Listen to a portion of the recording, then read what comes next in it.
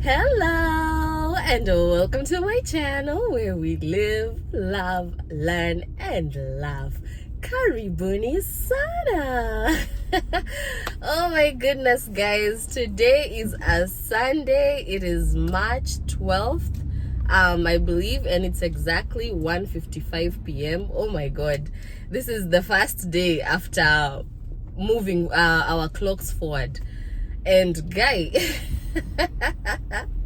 I mean, thank goodness it's on a weekend. It has happened on a Sunday where it's just, it's one of those days where you just chill, relax, hang out with friends, family, do what you enjoy most of the time. So at least there's no, we're not waking up to go to school or waking up to go to work and then, you have slept for an extra hour, the clocks went forward or moved 1 hour ahead, you're still sleeping. Oh man, I used to experience that in high school. When I first came here, before I got used now to the system, oh my goodness, this moving an hour ahead and moving an hour behind, ilikuanga tu inanichanganisha. But man, at least now when we move our clocks 1 hour ahead, summertime is coming, as in summer is near. The sun is about to just come out and man, goodbye to the cold. But even with that, I hear we are still going to have a snowstorm this coming Tuesday, which is the funny thing about New England, this place where we live. 1 minute the weather is so nice, the next minute it's so bad.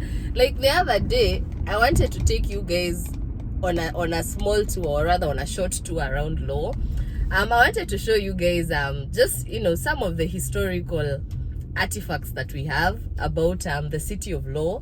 When I first came to this country, I didn't know that Law is actually, because this is where we settled. We settled in the city of Law, and I didn't know Law was such a historical city, or even a historical place, as big as it is. Because now that, then I was not paying attention to history when I was in school that much, because it's like, American history, okay.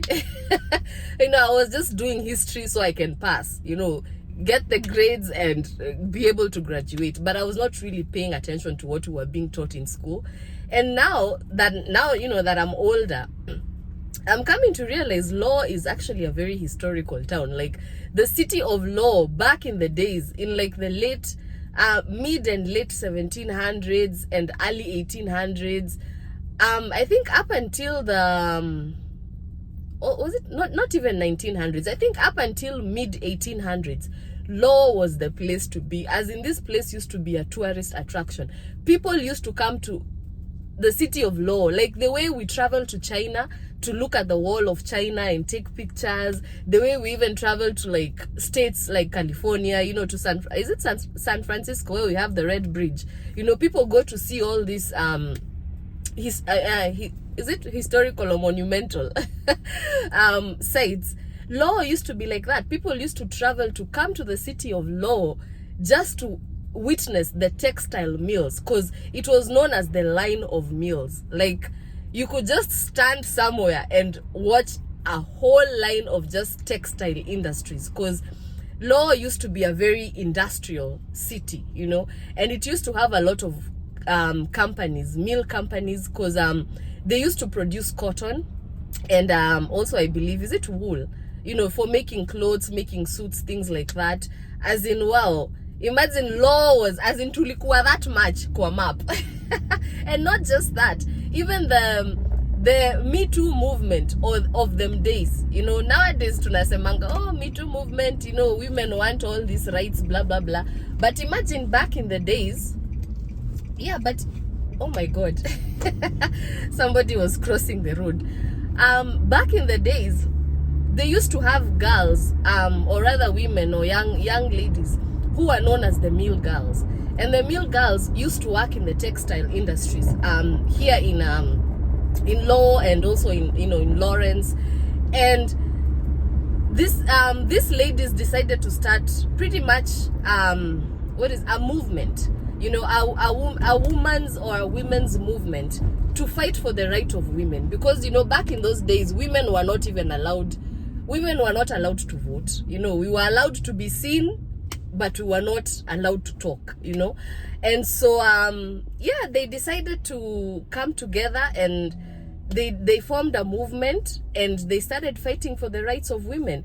And eventually people like Alice Paul, Susan B. Anthony, the women who started the women's movement, you know, the women suffragists, they were called.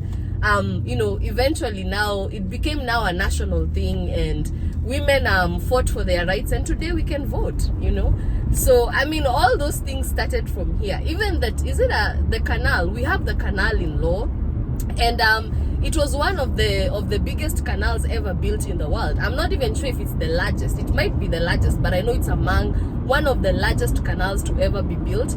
And as in, people from other countries used to come here to benchmark, to watch, you know, to learn about how the canal was built, so they could take the same technique and use it in their own countries to develop their own canals, you know, build their own canals, so they can be able to develop their own energy, you know.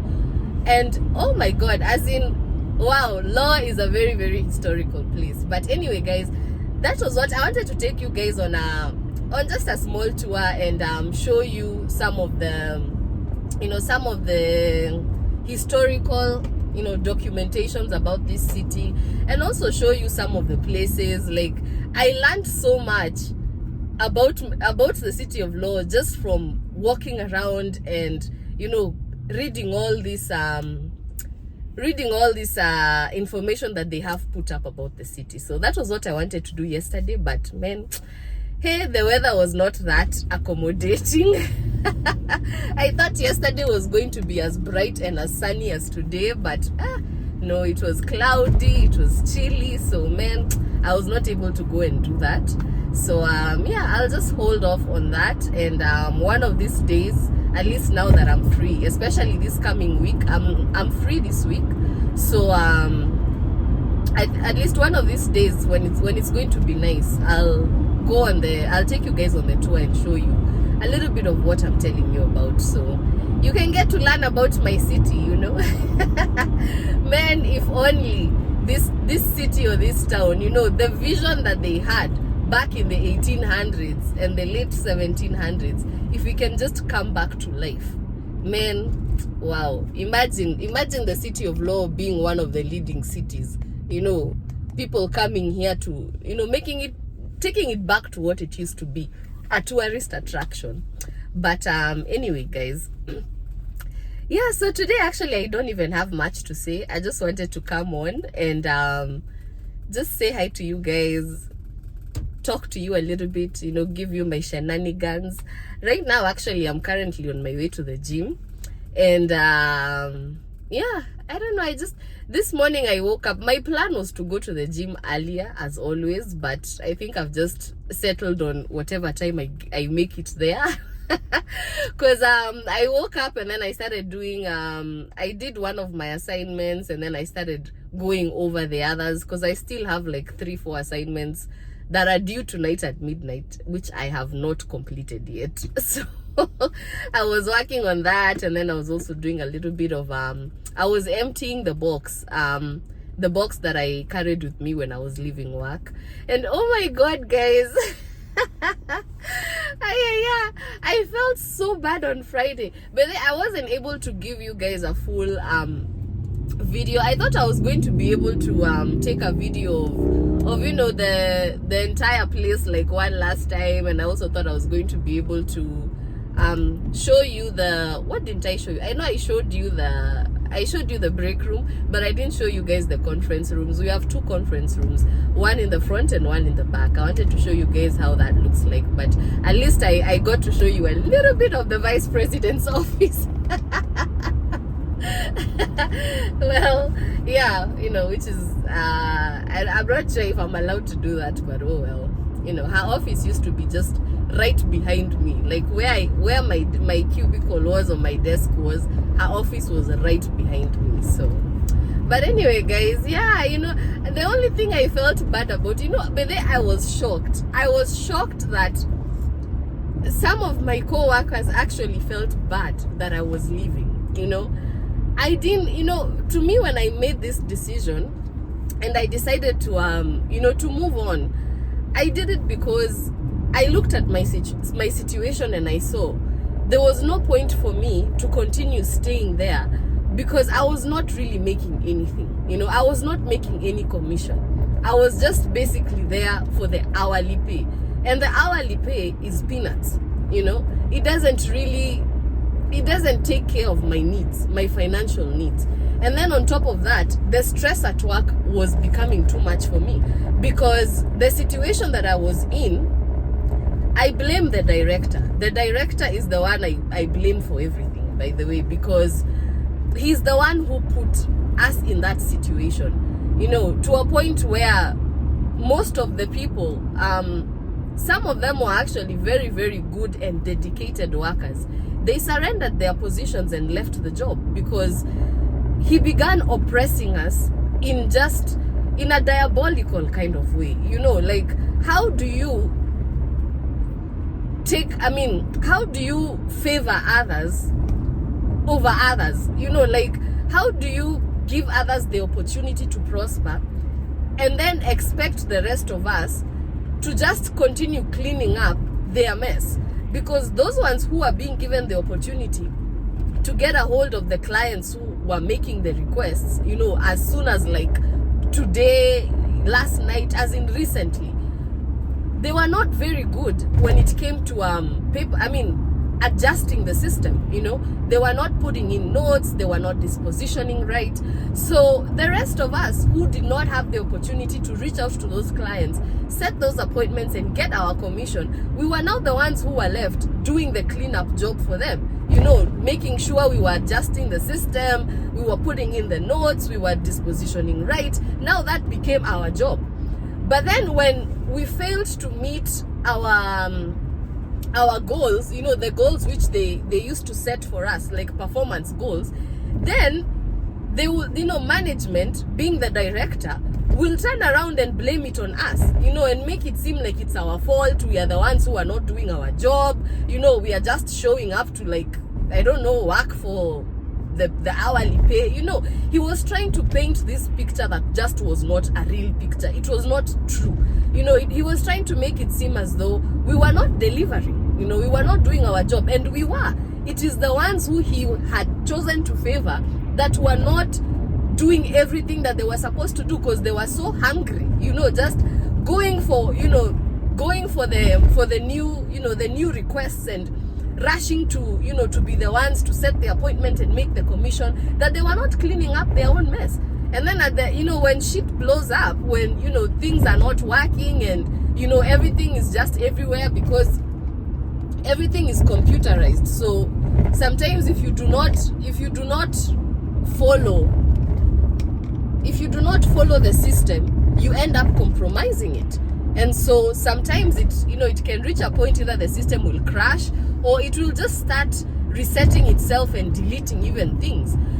So when that happens, instead of him acknowledging that that's the situation that he has created, he will turn around and make it a problem for everyone. Now it was everyone's fault. We were the ones who are not doing our jobs right. Oh my God, it was not fun. As in, going to work went from being fun to being sad and miserable. As in, the minute I used to walk into that door, I'm like, oh man, as in, for the next 8 hours, I'm just going to get nothing but insults, do not call me. As in, there was no opportunity to make money. The way he had situated everything, there was no opportunity to make money at all. But yeah, so I had to make a decision. I had to make a decision about my life. And I even had to sit back and ask myself, is the job that I'm doing even what myself I want to do? Because now that I'm not benefiting out of it, is this even something that I really want to do? And I realized it's not. For me, I was doing the job for the money. And that's one thing I was trying to explain to one of my former co-workers. because he was telling me, oh, the place is nice, the people are nice, blah blah blah, and that's one of the reasons why he has chosen to stay there for so long. And I told him, I was like, yeah, I mean, I agree with you, the place is nice, it's a nice place to work, the people are nice, but there's no money. We are not making money right now. And so for me, I can't say that I'm going to stay in a job where I am stressed, I am frustrated, and I'm almost at a point of going into depression because of the job. I'm not making any money, and I'm not really even happy anymore. I was no longer happy. In fact, it reached a point where I started feeling as though I hate the job. That feeling where you pull up to work and you're just like, man, God, I hate my job. That's the place where I had reached, because it was no longer fun for me. And that's why I was telling him, I'm like, I would have loved to stay for the people and for the environment, but even the people and the environment are starting to change. People are no longer happy. People are no longer as joyful. The atmosphere there has started to change. It's no longer the same. So for me, I was like, no, I'm not going to stay just for the sake of the people, because I didn't come there, or rather I didn't go there for the people. I went there for the money, and the opportunity. And once that was taken away from me, there was no reason for me to continue staying. I had to open my eyes. I had to change my perception, change how I see myself, and also change how I see the world around me and how I also perceive it. Do I see the world around me or my environment as beneficial or demotivational? Which to me, it was more of a demotivational environment than an empowering kind of environment. It had started becoming an environment of hypocrisy, where people were just there holding, to me, according to my own, what is it called? Not assumption, but my own observation. I felt as though, the people who were holding on to the job were holding on to it based on false hope. And this actually brings me back to one of before I made the decision to leave the job. There was one time we were in a meeting, because recently now we started having so many meetings, so many trainings, because that's another thing in the job. The director, and because I keep mentioning the director because he's the one who is in charge, and so he was not training people right. There's just so much that he was, that they were not doing. And so once people complained about it a lot, like, you guys can't write us up for doing something that you did not teach us, now they started putting us through these trainings and through what. So I remember one of those days when we were in the training, we were actually in the front conference room. A rainbow appeared. And it was a very, very large rainbow, as in, it was just large and clear, and then the skies were blue, as in, wow, it was just a sight to behold. And so for me, at first, I was thinking, I'm like, okay, yeah, the rainbow is beautiful, but for the rainbow to appear, what's the significance or what's the meaning of this? And that's when I was reminded of the story of Noah. Noah and his ark, the ark that he built during the flood, where all the animals went in 2 by 2, and there they were safe. But once the floods were over, once it was safe for them to come out of the ark and resume their life, without fear of being taken away by the floods, God sent the rainbow as a covenant, as a sign, or rather as a covenant to Noah, to let him know that the time to exit the ark had arrived, and that he was no longer going to put humanity through certain struggles. And so for me, once I saw that rainbow that day, I was like, oh my God. Because already I was contemplating whether or not I should leave the job. Like, to me, that right there became a sign that, yes, it is time for me to exit, because that is not where I belonged. That was just somewhere where it was a path that the Lord had created for me to be able to get to my next chapter. Because through that job, I learned how to communicate with people better. Through that job, I was able to obtain this car. Through that job, I was able to financially support myself.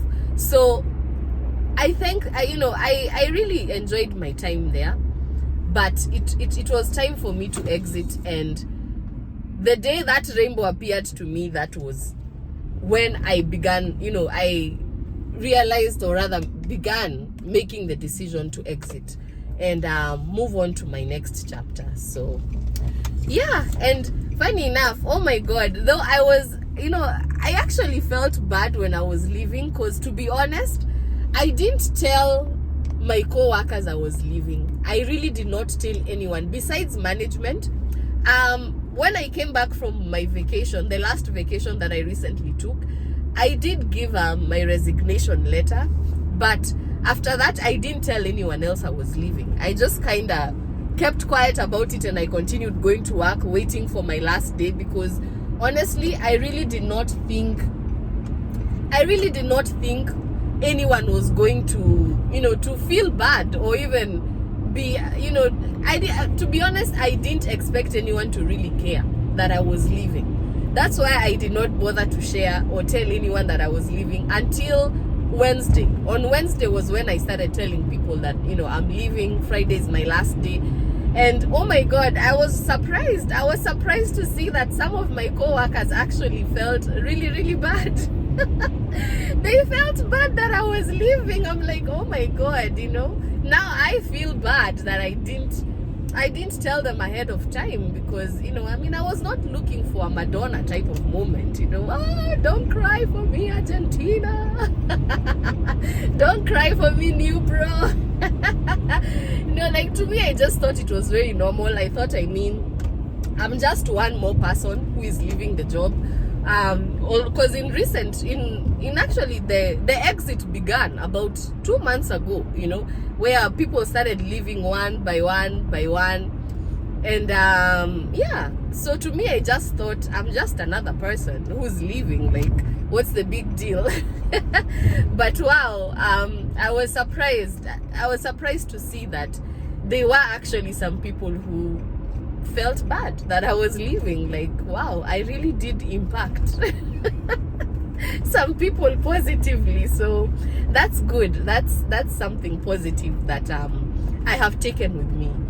And yeah, I am going to miss the place, but it's time to move on. It's time to move on to other things, bigger things and better things, because the main goal, or my main objective, is not only to go back to being independent, fully independent, which is like being in total full control of my life, including having my own house. Now I have my own mobility, but I also need to have my own roof over my head, and I'm also being in control. Sorry guys, I am driving, and here there's like, those exits where when you exit, or rather whoever is now coming from the exit joining the highway, it's like just the lanes merge. So now there's a little bit of a confusion, because technically the ones who are joining the highway are the ones who are supposed to yield, but sometimes not everyone yields. So the one who has the right of way, who is on the highway like me, now I'm the one who's kind of being pushed out of the way. But yeah guys, that's all I had for today. I really didn't have anything to say. I just wanted to come and say hi to you guys. Enjoy the ride, or rather the drive with you. Say 1-2 things, and yeah, just continue on with my day. Today has actually turned out to be very nice. Like, the skies are blue, the sun is out, the weather is good. It's only 47 degrees, but it's not that windy, so the weather outside is actually nice. But I don't think I'm gonna be doing much today. I'm not really up for it. Like right now I feel as though my body is adjusting, because you know I need to start adjusting also to the changes that have happened, the recent changes. So I'm not really planning on going anywhere, doing anything. I think today I'm just going to go to the gym. From the gym I'll go home, take a shower, and then I'll just go work on my assignments and call it a day, you know. And I don't know what else I have planned for this week. Right now I'm just giving myself time to adjust, and then this week I know there's a couple of things I need to do. I have to do my taxes. I haven't gotten that done yet, and then I am still looking into my vacation, so I need to do that as well. And what else am I doing?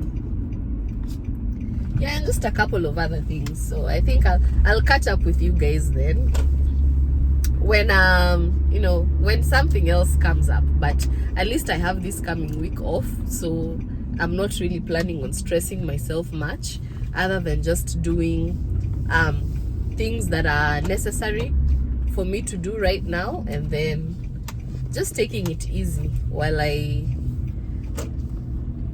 wait to go on my vacation and then progress. Anyway guys, so I have arrived at the gym. I am just about to pull up to the parking lot, so I guess I will see you guys in the next video. Thank you so much for watching. Remember to subscribe. Surely as in mtu amesimama tu kwa barabara like anyway, remember to like, share, comment, and subscribe to my channel. Okay, I love you guys. I will see you in the next one. All right, bye bye.